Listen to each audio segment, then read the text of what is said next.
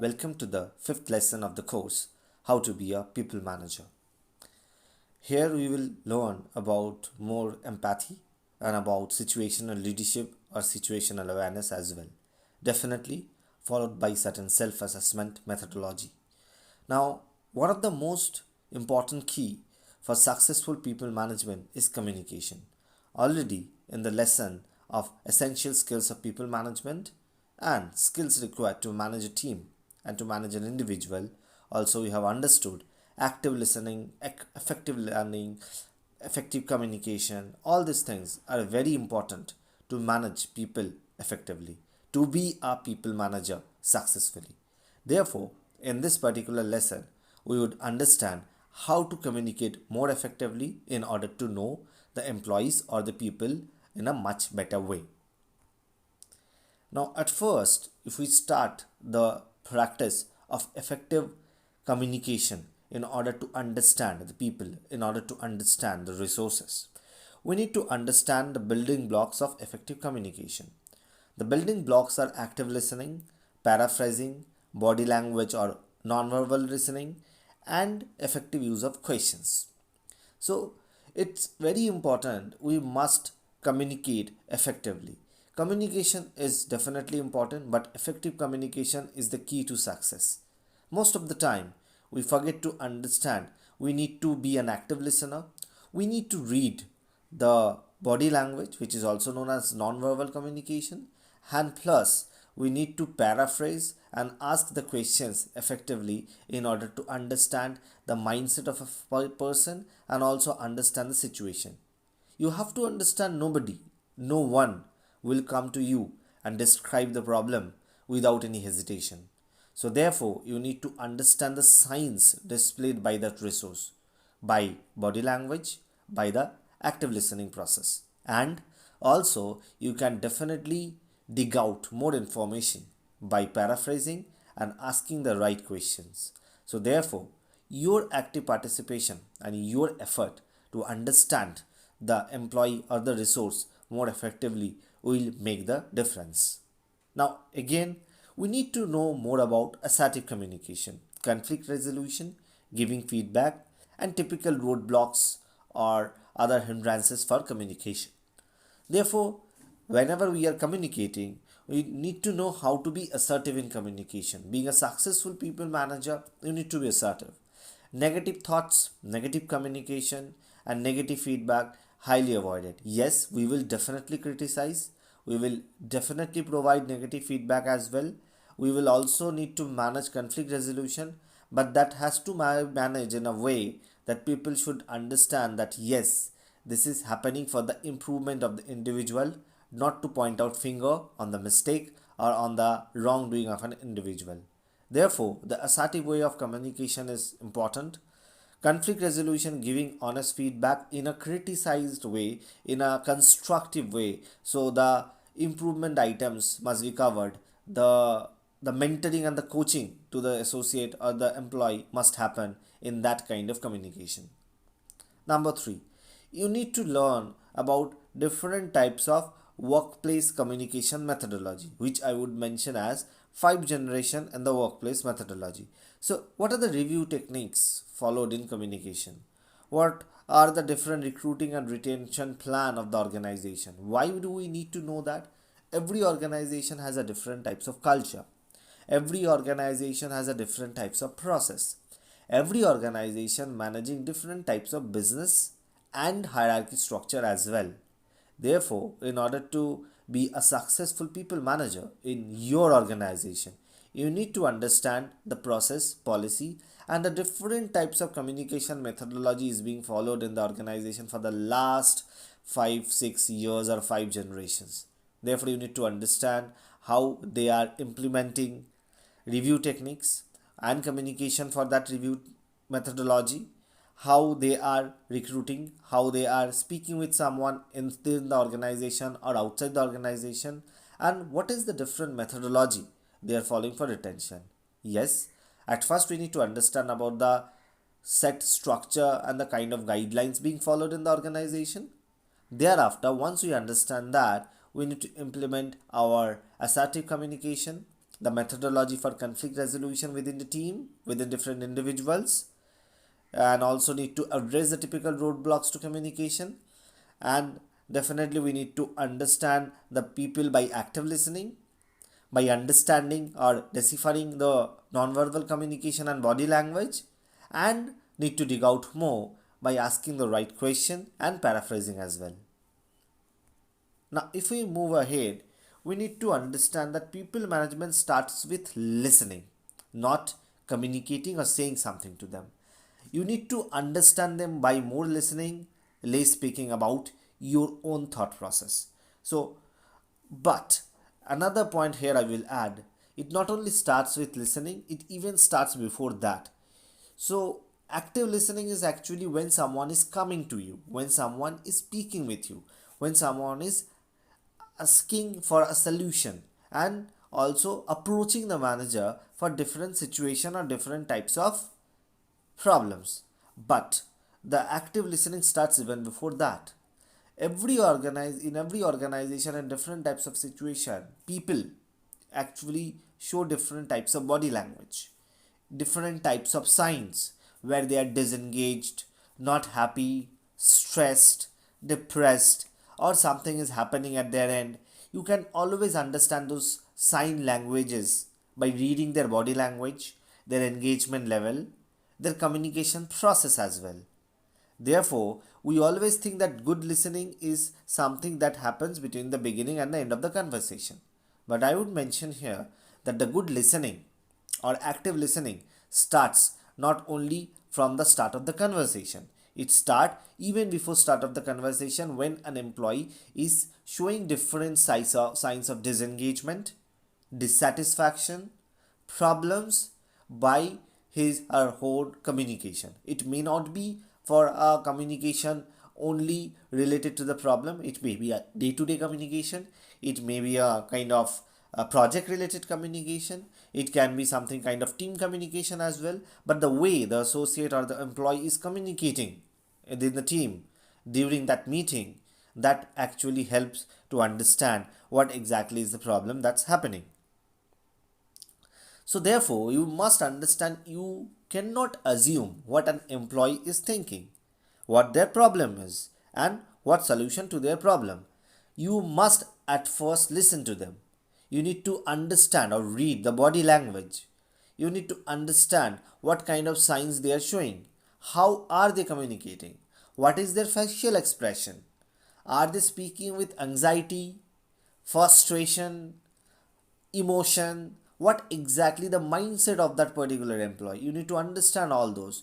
Don't assume. Assumptions stops ourselves to understand the human being, to understand the problem as well. Therefore, assumptions must be avoided. We need to listen to the communication. We need to understand the body language or the expression of the employee, and thereafter we need to understand the situation and the real problem. Then only we would be able to understand the real problem and can provide a solution to that.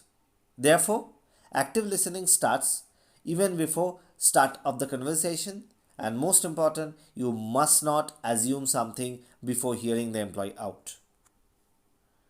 Now, most of the cases when someone comes with a problem, or there is a problem, a conflict, or a kind of situation where employee is not at all happy, generally two types of problems can be identified. One is their personal problem, another one is definitely the problem related with the organization. We need to understand or we need to learn to differentiate between the organizational problem and the personal problem. Personal problems cannot be rectified, cannot be modified, or cannot be changed by using different organizational methodology of the project planning or something related to that, or maybe something related to your project delivery policy process, because it's absolutely related to the problem of the personal life of the employee. Therefore, changing something within the organization may not help to solve the problem. On the other hand, the personal problems are actually which can be their family problem, which can be their individual problem, which can be problem in their mindset, nature, behavior as well. Therefore, we need to address it individually. we need to think about some other counseling methodology or some other implementation where a person's problem can be addressed. But to do that, at first we need to differentiate between the organizational problem and the personal problem. So the examples of the personal problems are an employee's individual workload, an employee's problem with their process, an employee's dissatisfaction with their team member's performance, an employee's unhappiness with work due to a desire to change projects. Therefore, from this descriptions we can understand, it may happen that the workload is not that much heavy to any other individual, but for a person, the workload is very heavy. Why so? It may be something related with the capability of the individual. It may be something related with the kind of profile the person has, or maybe it is not at all matching with the profile and the kind of experience the person has, or the aspiration level is not matching with the workload. An employee's problem with their process.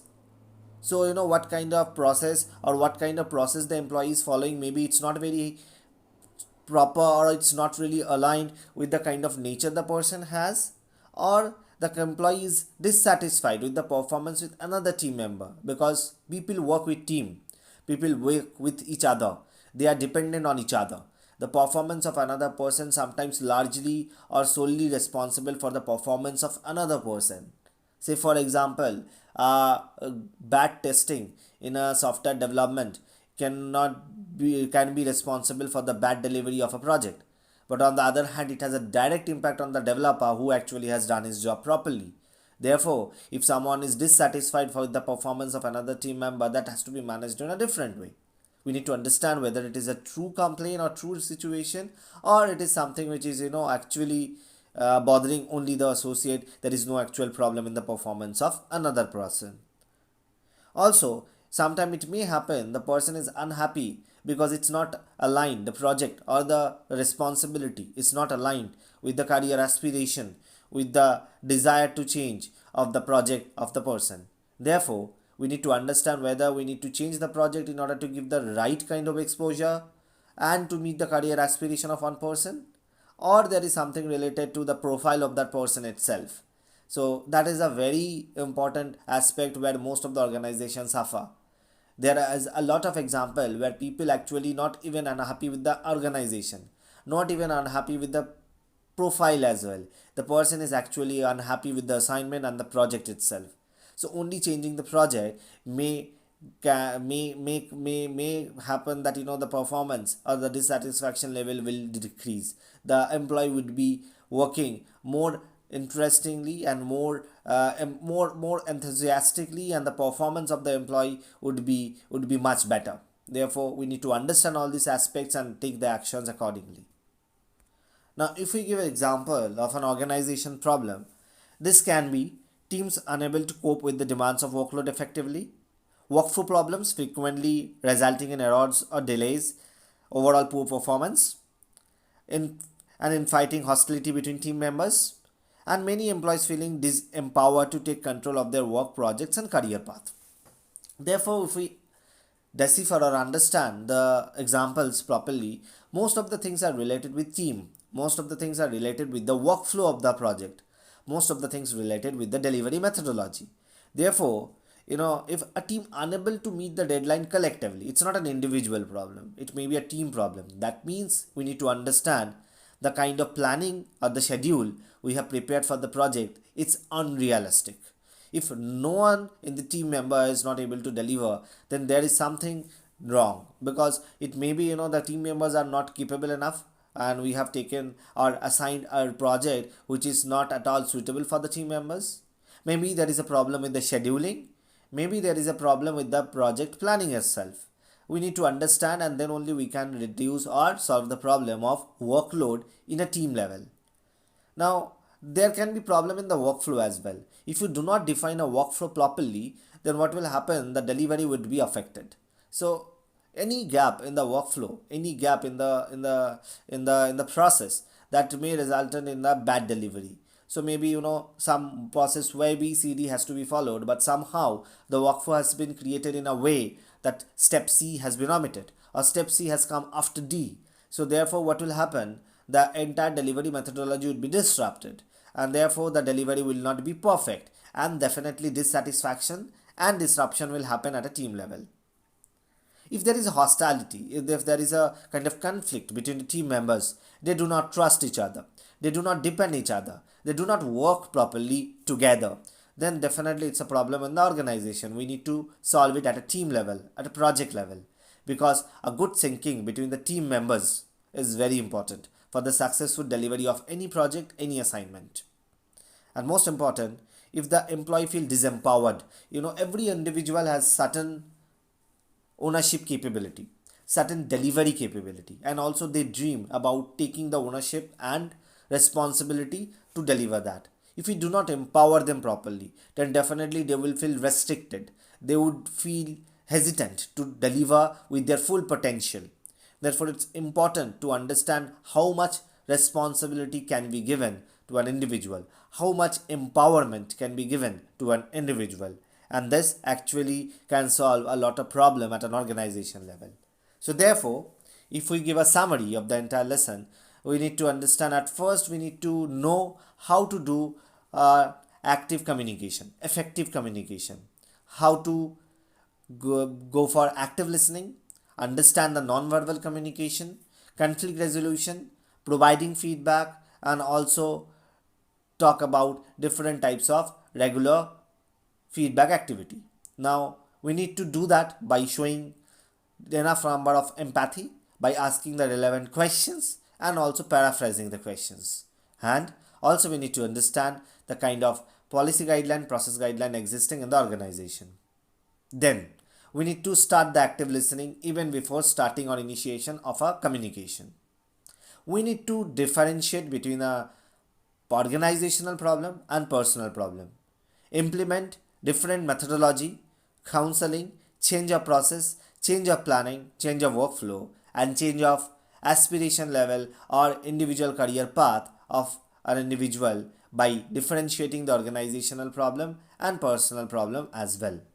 So different methodology has to be taken to address the personal problem. It can be counseling method, it can be redefining the career path, it can be reassignment of a project, conflict resolution, or different types of understanding level of an individual.